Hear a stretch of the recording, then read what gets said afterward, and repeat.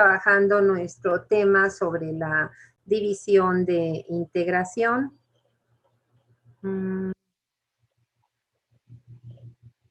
Ok. Bueno,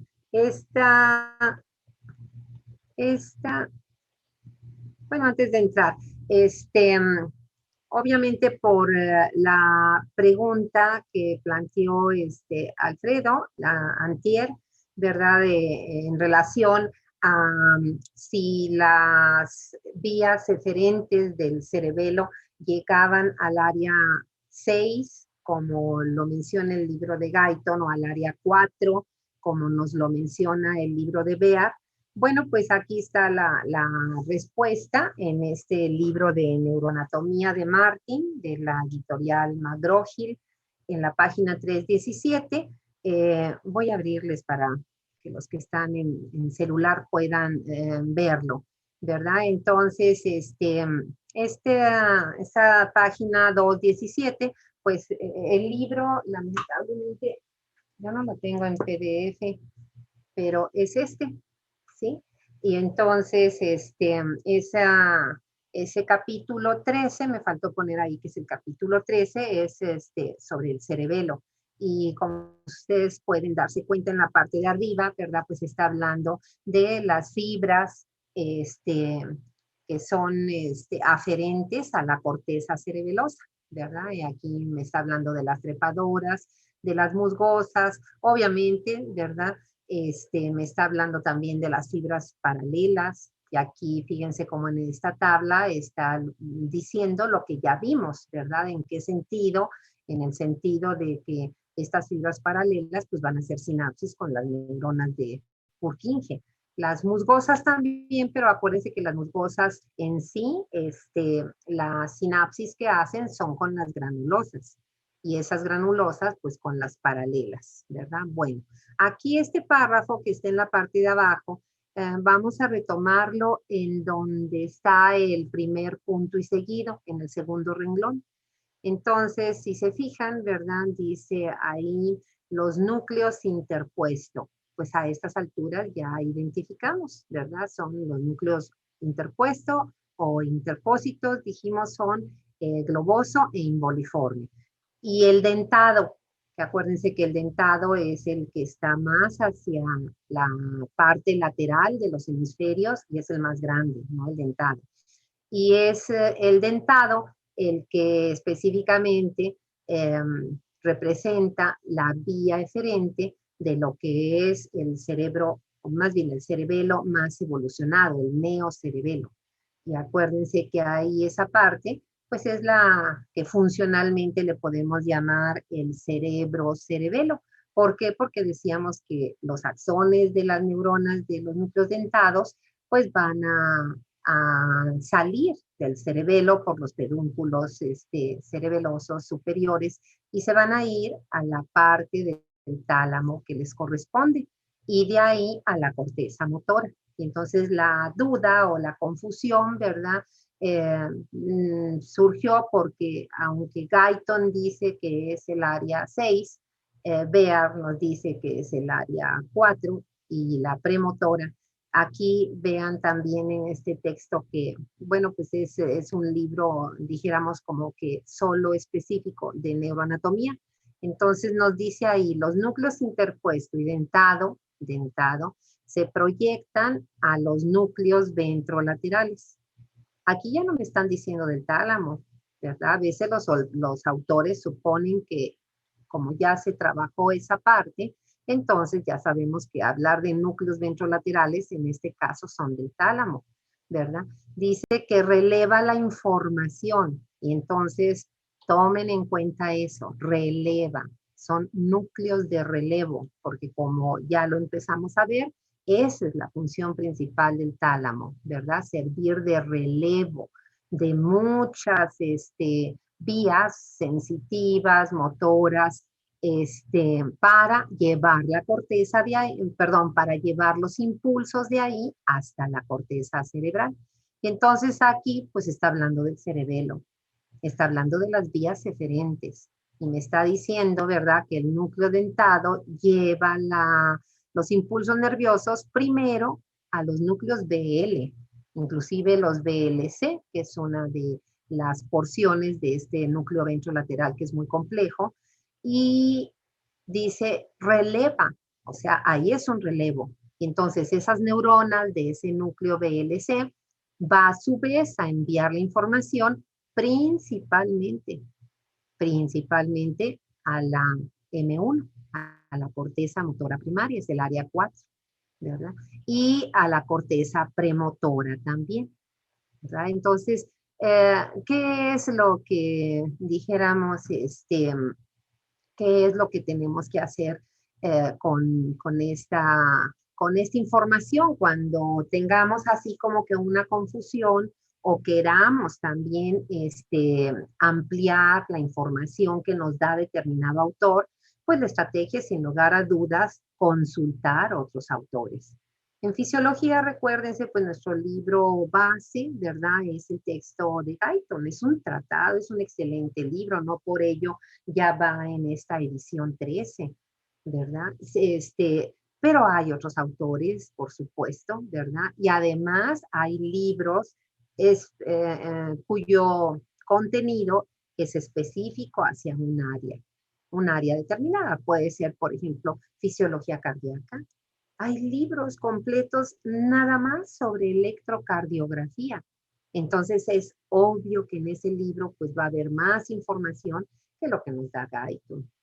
Porque claro, Guyton tiene ese contenido, pero es un libro de fisiología general y es muy buen libro. Entonces en esto nos quedaríamos, ¿verdad? Con esto, déjenme ver porque no me acuerdo si, o sea, no me acuerdo si copié la otra imagen de Bear. Creo que no. No. Ah, aquí está. Miren, esto es también un contenido del libro de Bear. Y entonces, aquí tenemos, claro, está en inglés, ¿verdad? Y bueno, pues vamos a aprovechar. ¿Qué es lo que vamos a aprovechar? Pues vamos a aprovechar que algunos de ustedes quieran practicar su inglés a nivel de traducción. No vamos a pedirles que nos lo lean en inglés, sino que nos traduzcan este párrafo. ¿Quién quiere hacerlo?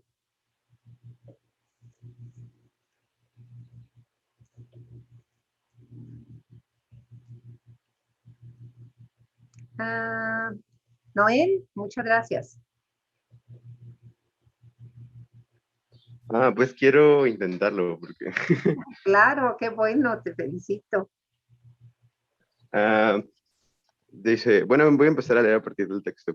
Dice, la vía por la cual la corteza motora se activa las motoneuronas inferiores, se origina en la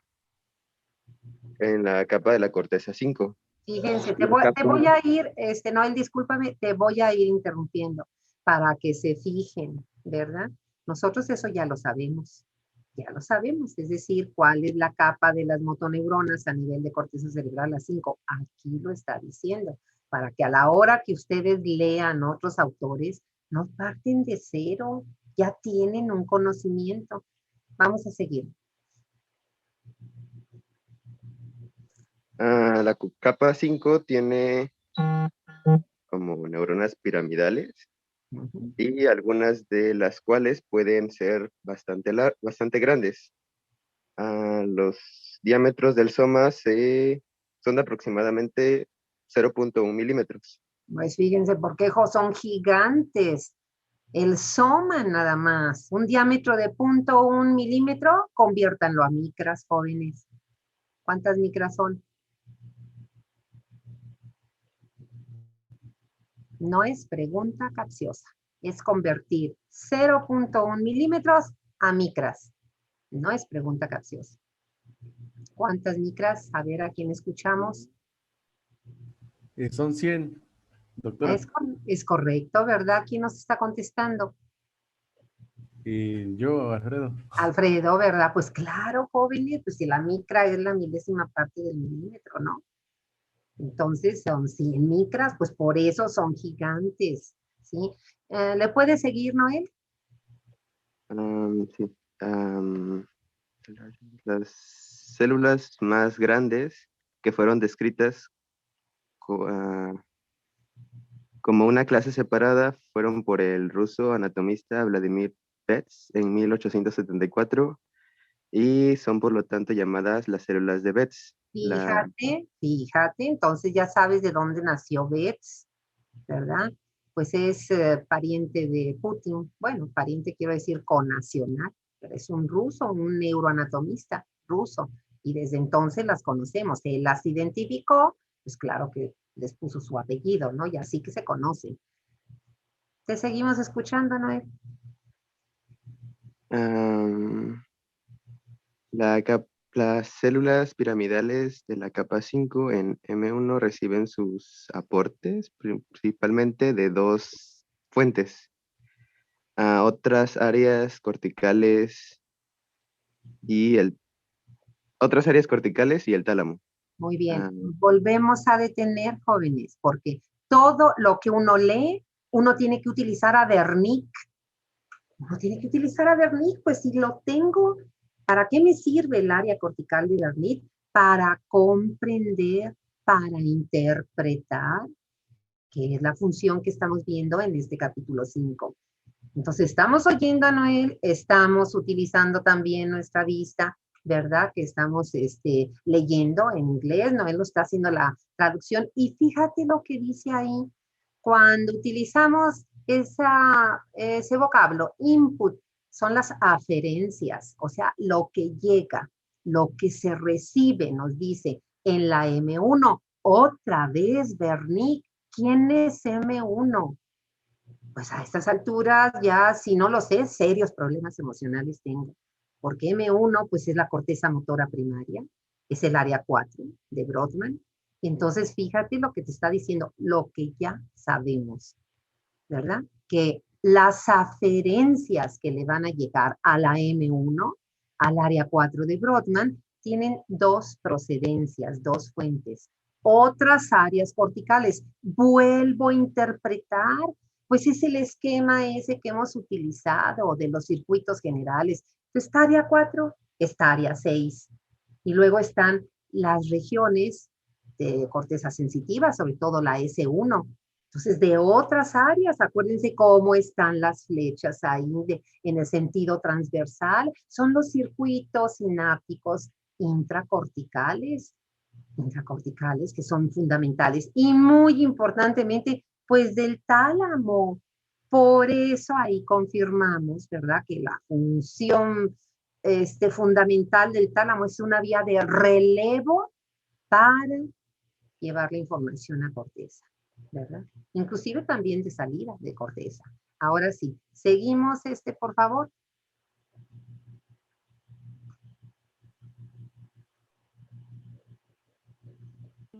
sí, continúo. Por favor, Noel, sí. Okay.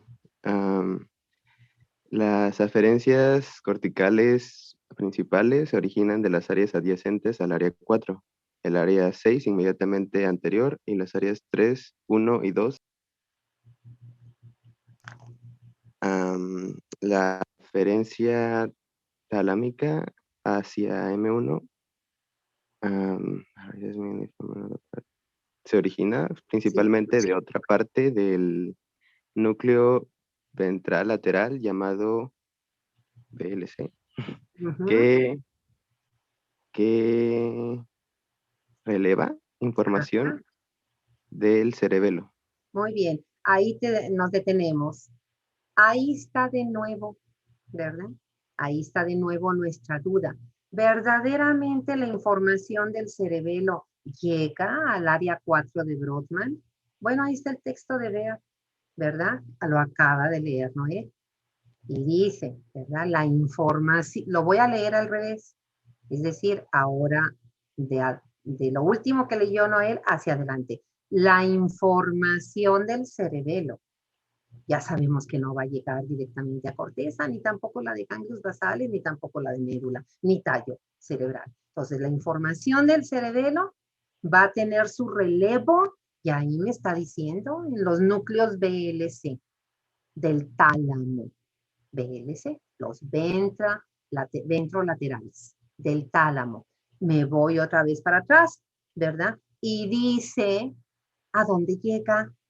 Y bueno, así es como empieza esa expresión. Ya lo leyó Noel. Las aferencias, que es el input, las aferencias del tálamo a la M1. Jóvenes, otra vez, que nos funcione Wernicke. M1 es área 4 de Brodmann.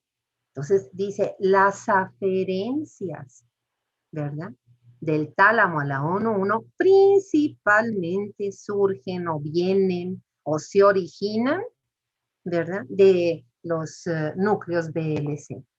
Entonces, ahí está el circuito que nos pone Bea, que hemos estado utilizando, o que utilizamos más bien en el capítulo 4, la división motora. Y si se acuerdan, vimos primero fascículos de vías motoras. Luego vimos ganglios basales. Y ahí vimos, ¿verdad? Cuáles son los ganglios de entrada, cuáles son los de salida, dónde hacen su relevo en el tálamo, que son también los BL, pero son los BLO, ¿verdad? O otro segmento, es que núcleos ventrolaterales son muy complejos. Y luego de los ventrolaterales a corteza, ahí sí nos pone el área 6. ¿Verdad? Acá estamos en cerebelo, igualmente vimos el circuito general, y entonces vimos, ¿verdad?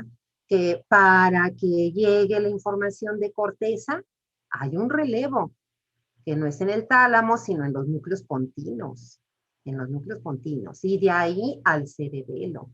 Y del cerebelo, pues la información va a salir y va a tener un relevo en los núcleos BL del tálamo, que ahora son los BLC, es otra región de esos núcleos ventrolaterales. Y de ahí se va a corteza, y ahí nos está diciendo AM1. Y el libro de neuroanatomía que acabamos de ver de Martin nos dice principalmente M1, pero también el área 6. Entonces, jóvenes, pues ya con esto, ¿qué hice? ¿Me regresé? Sí. Ya con esto, porque pues ya no se ha acabado, ¿verdad? Si nos falta nos falta el último. ¿Puedes leer los últimos 3 renglones, por favor, Noel? Sí. Aparte de proyectar directamente a la médula espinal, la capa 5 piramidal, las células de la capa 5 piramidal también envían axones colaterales a muchos sitios subcorticales involucrados en el procesamiento sensorimotor, especialmente al tallo cerebral. Tallo cerebral, ¿verdad? Entonces, Alfredo, para contestar tu pregunta y para todos, ¿qué vamos a hacer, verdad, con esto finalmente? Bueno, saber que la información del cerebelo, igual que ganglios basales, va a ocupar los núcleos de relevo del tálamo, que ya estamos ahorita de nuevo revisando. Y que esa información se va a ir finalmente, ¿verdad? Va a ser enviada a la corteza motora. Y si del lado de ganglios basales tenemos el área 6 de Brodmann, del lado del cerebelo, principalmente M1, y también el área 6, ¿verdad? M1 es área 4, ya lo sabemos. También área 6 porque acuérdense por las sinapsis que hay intracorticales, ¿sí? Y con eso pues nos quedaríamos. Alfredo, por contestar tu cuestionamiento, no sé si queda más claro, si quieres hacer algún comentario ahorita para empezar, obviamente, el contenido ya en sí de la clase. No, doctora, quedó muy claro. Gracias. Bueno, muy bien, perfecto. Para todos, ¿eh? Esto, porque Alfredo fue el que lo planteó, ¿verdad? Pero por supuesto que son datos, es vías, es información que todos necesitamos conocerla. Y entonces, jóvenes, la clase de ayer, creo que con ustedes nos quedamos en esta diapositiva, en los núcleos del relevo del tálamo. Si mal no recuerdo. Terminamos de ver ataxia, doctora. Íbamos a ver temblor intencional. Ay, qué barbaridad, pues yo ya estoy, ¿verdad? Como muy adelantada. Oye, Lili, se va a acabar el tiempo en menos de 3 minutos. ¿Nos podemos salir en lo que abro el otro Power y volvemos a entrar? Sí, doctora. Gracias. Ahorita nos vemos.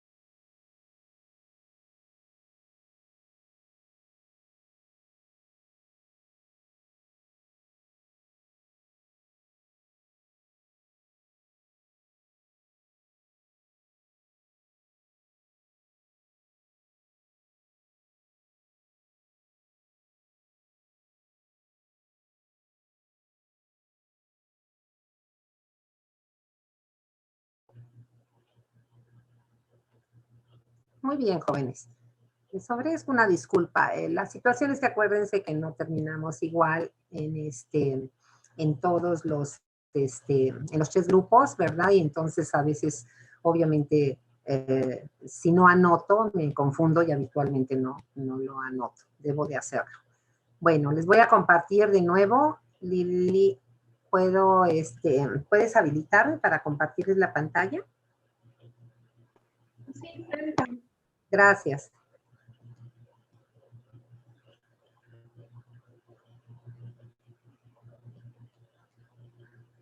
Muy bien, gracias, Lili.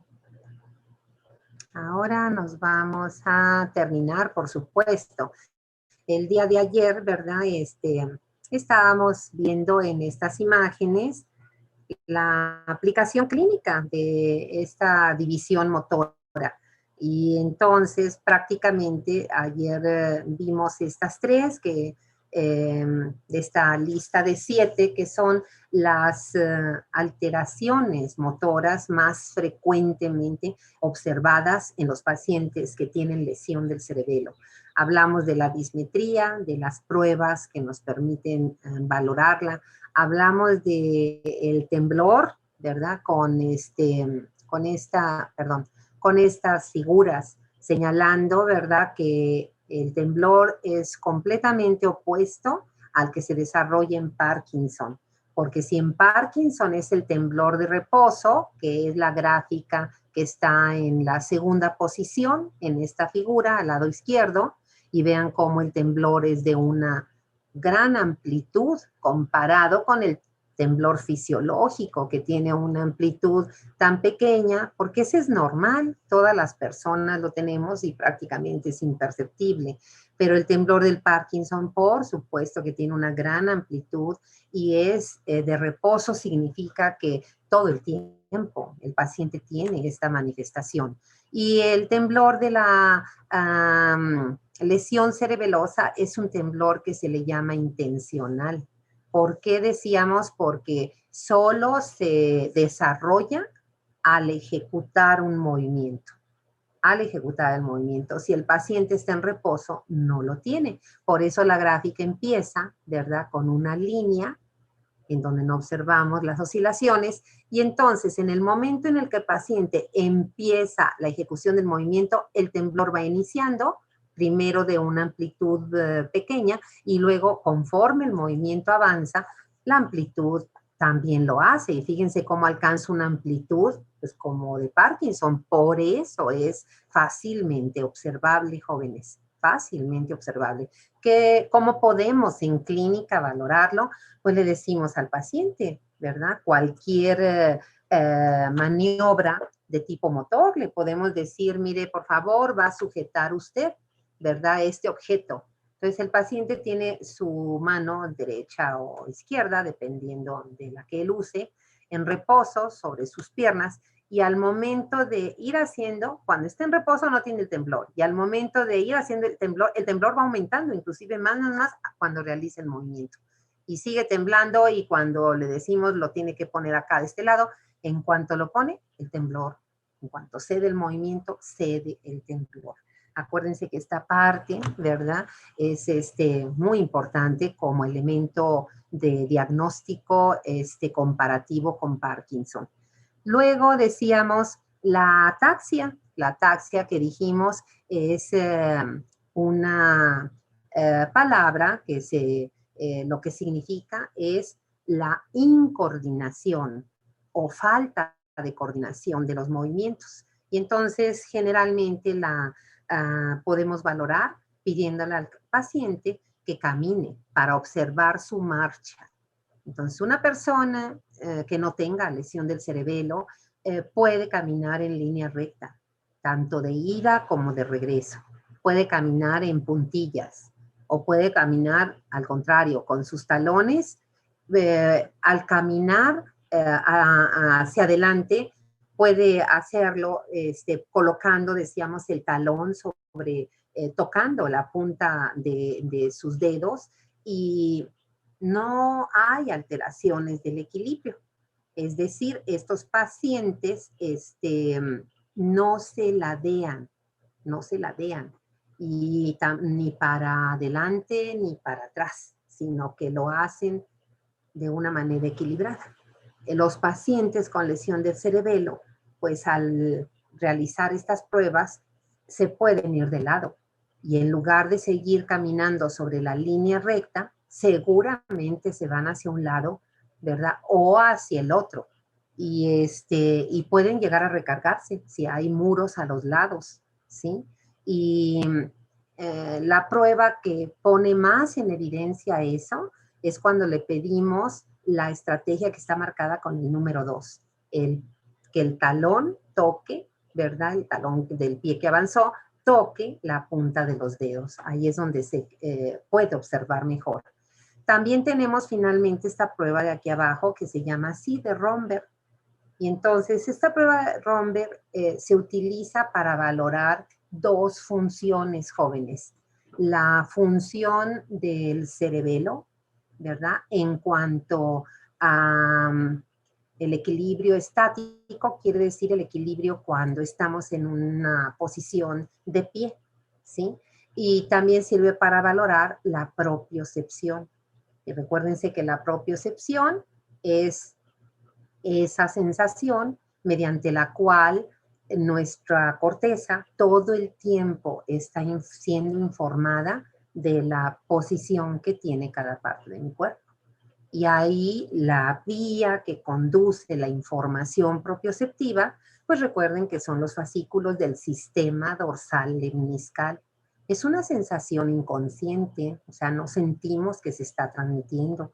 Y acuérdense que los propioceptores son los receptores de los músculos, el uso muscular, los receptores de los tendones, los órganos tendinosos de Golgi, ¿verdad? Y entonces, ¿qué ocurre? La maniobra que está en la foto, que es pararse de pie, extender los brazos y cerrar los ojos, ahí está valorando la transmisión precisamente de este sistema dorsal lemniscal. El médico o la doctora, quien esté realizando la prueba, fíjense cómo con sus manos tiene que de alguna manera estar atento, porque primero se le dice a la persona que se ponga de pie, que estire sus brazos y al final que cierre los ojos. Y si hay alguna alteración en este sistema de transmisión de la propiocepción, el paciente va a empezar a tener esa oscilación, inclusive puede perder el equilibrio. Y por eso es que se debe estar atento para sujetarlo y evitar que se pegue, ¿verdad? Al caerse. La maniobra para valorar la función del equilibrio del cerebelo es pedirle a la misma persona la misma maniobra, pero con los ojos abiertos. Con los ojos abiertos. Y si con los ojos abiertos empieza también a tener ese balanceo, ¿verdad? Hacia los lados, hacia adelante, hacia atrás, entonces la lesión es cerebelosa, Es una manera de interpretarlo. Bueno, finalmente tenemos otras alteraciones que serían la hipotonía, que ya sabemos que eso lleva a flacidez muscular. Entonces palpamos los músculos, ¿verdad? Bíceps, tríceps, cuádriceps, gemelos, los que están más accesibles para hacer la palpación. Y entonces observamos que tienen flacidez. Entonces la hipotonía es un dato de lesión cerebelosa también. El nistagmo, y eso significa que ese temblor puede llegar también a producir el nistagmo en los ojos. La disartria, y entonces ahí el término es porque como hay falta de coordinación de los movimientos voluntarios, entonces esa falta de coordinación afecta a todos los músculos, no nada más del cuello hacia abajo, también de la cara. Entonces los pacientes tienen la discapacidad de la disartria es que no pueden ejecutar los movimientos correctos para expresar las palabras con los sonidos normales. Entonces se cambia el sonido, a veces cortan la palabra en sílabas y la unen con la siguiente, de tal manera que los libros dicen, la forma de hablar de un paciente con lesión cerebelosa y que tenga disartria es ininteligible. Eso significa que es muy difícil entender la, la, el lenguaje, la forma como ellos hablan. Si ellos no tienen problema de comprensión del lenguaje, pero el sonido es lo que la actividad motora, falta de coordinación, no les permite ejecutar los movimientos. Y finalmente, esa alteración que así se llama, la disdiadococinesia. Se puede cambiar el prefijo dis por el prefijo a, y entonces se leería adiadococinesia. ¿Alguien nos quiere comentar de qué se trata esta alteración?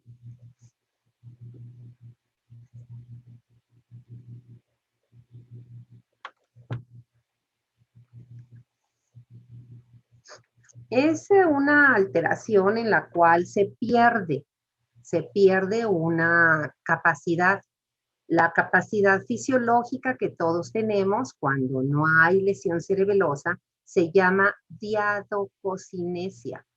Cuando hay lesión cerebelosa, esa capacidad se pierde y entonces por eso se le pone el prefijo dis o el prefijo a.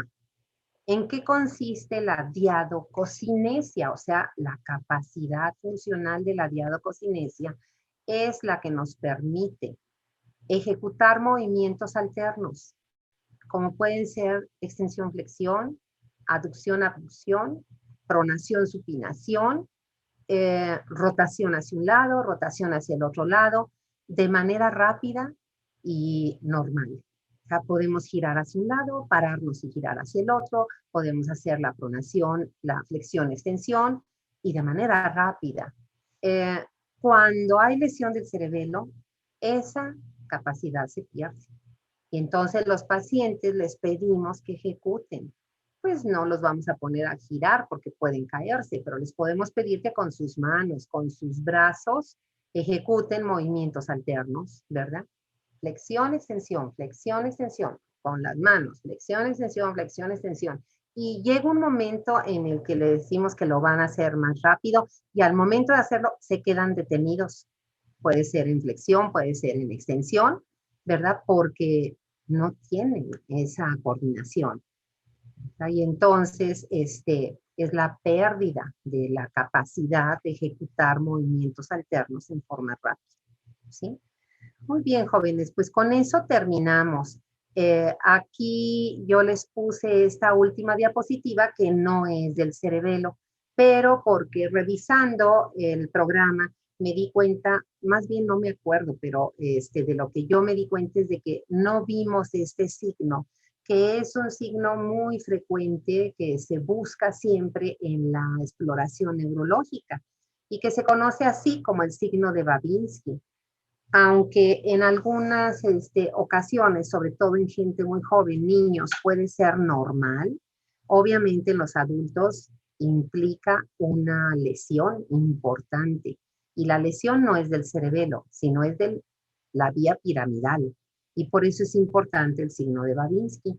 Es sencillo de buscar. Lo que tenemos que hacer es utilizar la punta roma del mango del martillo de reflejos, por ejemplo, ¿verdad? Puede utilizarse eso y correrlo en la planta de los pies. Fíjense ahí la dirección, ¿verdad? Del talón hacia el borde, por el borde externo de la planta de los pies y a nivel de la base de los dedos, dirigirlo al dedo gordo del pie.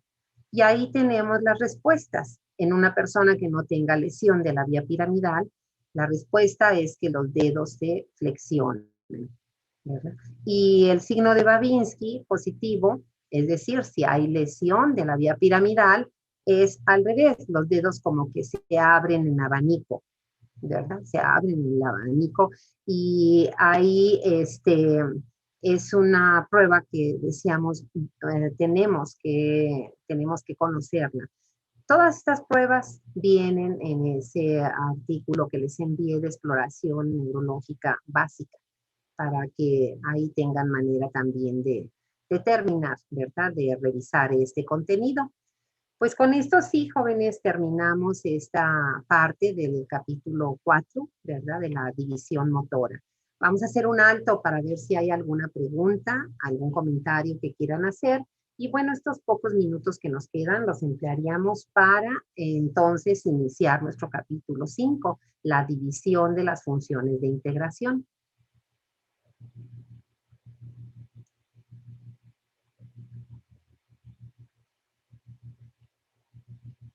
Bueno, les comparto la pantalla y ¿con qué vamos a trabajar? Aquí está, capítulo 5. Ahora es con esto.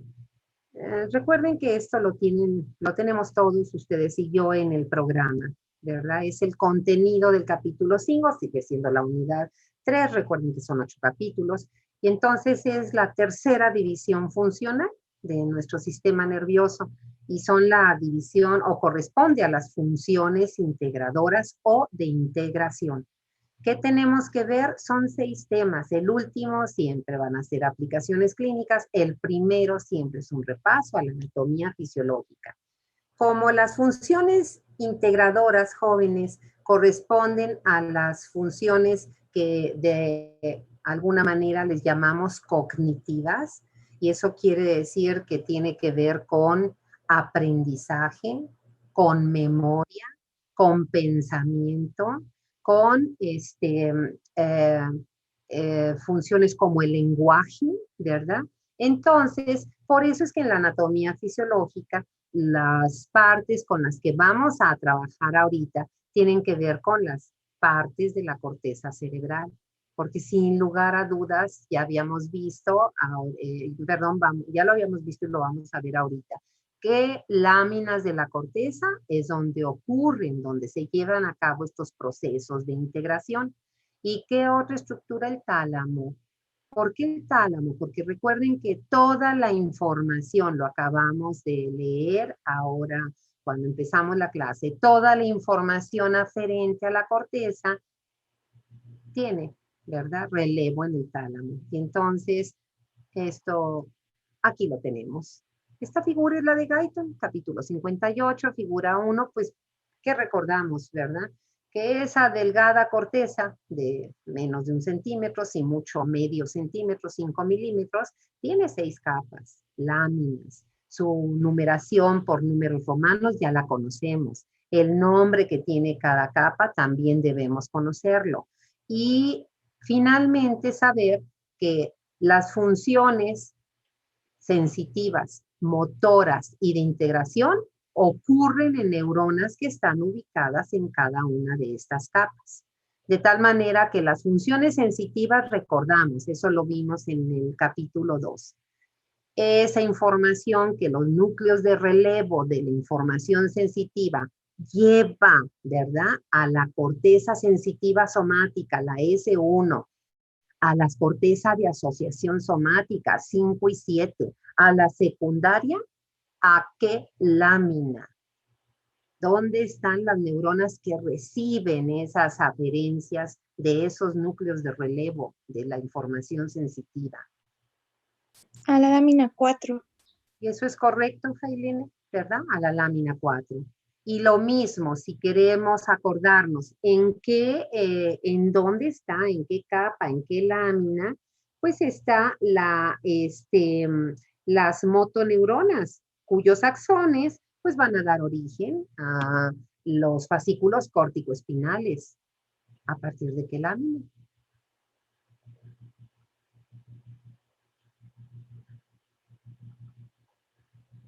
Lo acabamos de leer. No sé si aquí. A ver, no, aquí no. En la otra diapositiva. Miguel Pacheco. En la 5, doctora. Eso es correcto, ¿verdad? En la 5. Fíjense si no, pues si vean el nombre que tiene la 5 y dice células piramidales, pues si aunque no lo hubiera leído, ahí está, jóvenes, es la neurona enorme de 100 micras, pues esa es una de ellas. Entonces, motoneuronas, división motora, por supuesto, la 5. La mayoría de las motoneuronas están ahí en la lámina 5 y sus axones van a formar estos fascículos. Por lo tanto, jóvenes, ¿qué capas nos quedan para esta división de integración, para las funciones de integración?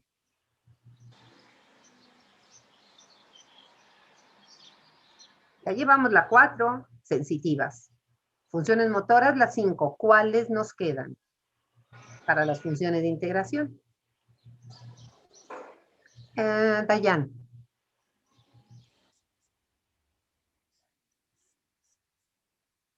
Ah.